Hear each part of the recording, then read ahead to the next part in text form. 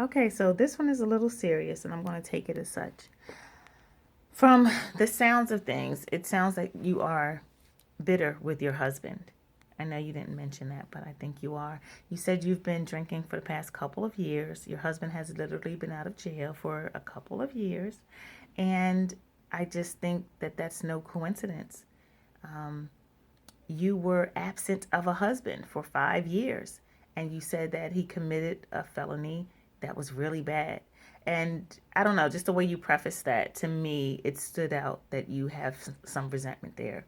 And you have him in debt to you. And what I mean by that is you feel like you could potentially feel like he owes you. He owes you for all the nights that you had to sleep alone. He owes you for the 5 years of you being a single mother. He owes you um, communication on a on a super level because you were void of the natural communication between a husband and wife for 5 years because of the really bad thing that he did.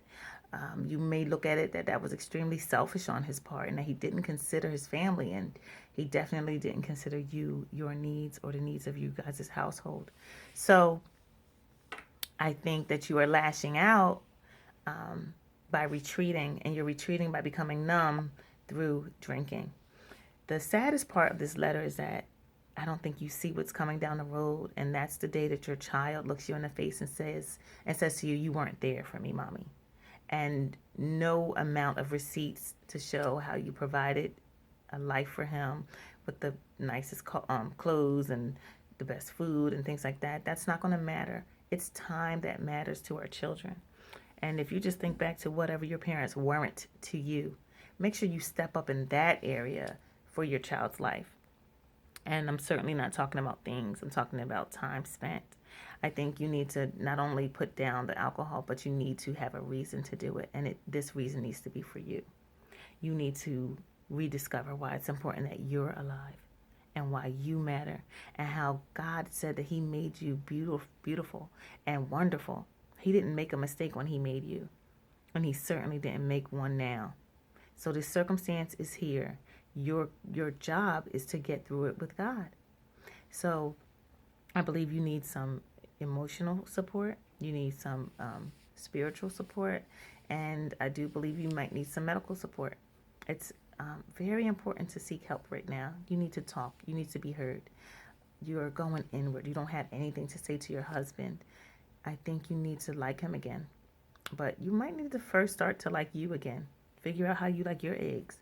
Figure out what makes you smile without thinking about it. It might be the look of a puppy.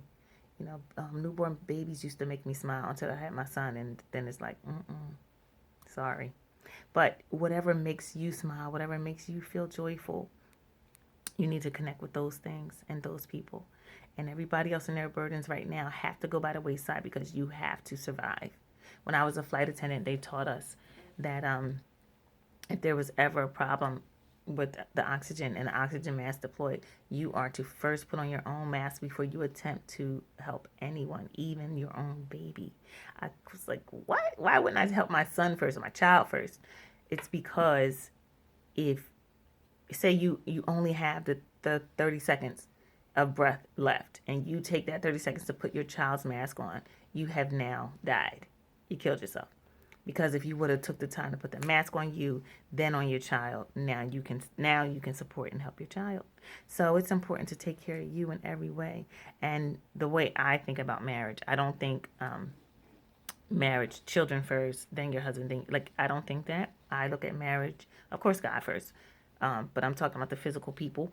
I believe it's God first, your husband, you, your child. Okay, that's the way I believe. So the relationship between you and your husband has to improve in order to be husband and wife. So put a great emphasis on that, and together put an emphasis on helping the child. And I think that will help you guys greatly. You have to start spending family time together. It has to become a priority.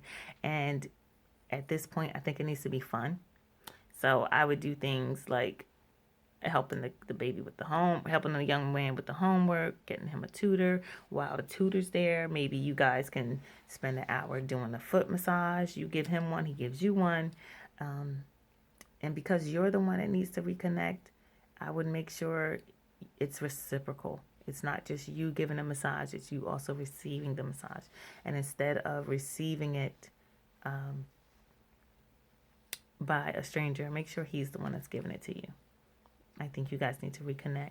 All is not lost here. You needed this bottom.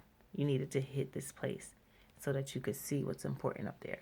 So now, get up there. Just climb. Get up there. Get back up. You can do it. I've known you for years. You got it in you. You've always been an amazing person. Always. And so this is a trap to keep you down. And you will not be defeated. You will be victorious. You will be more than a conqueror.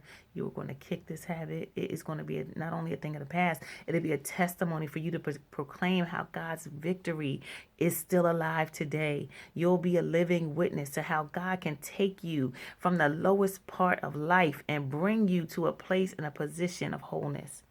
And that's where you're going. So I believe it. I claim it for you. I claim God's victory over your life. Every demonic attack is canceled. Every assignment from the enemy has no victory and no place in your life. Your son will not only succeed in school, he will excel and do great, wondrous things with his life.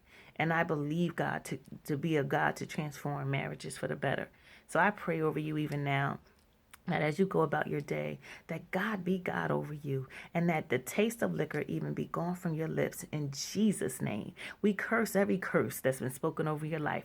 No thing that God did that wasn't sent by God can prosper over your life in Jesus' name.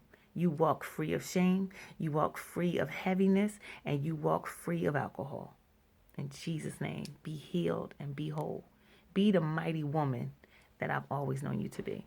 Mwah!